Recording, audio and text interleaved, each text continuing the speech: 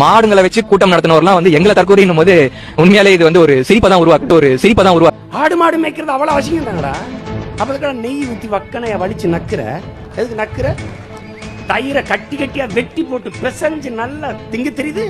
நல்ல மான ரோசம் இருந்தா திங்காதடா, தயிர் திங்காதடா, பால் குடிக்காதடா, வெண்ணெய் திங்காத, நெய் திங்காத, பால்கோவா திங்காத, கறி திங்காத, கழுத்து அறுத்துருவேன் ராஸ்கல்.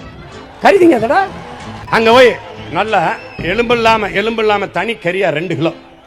எதுக்கு?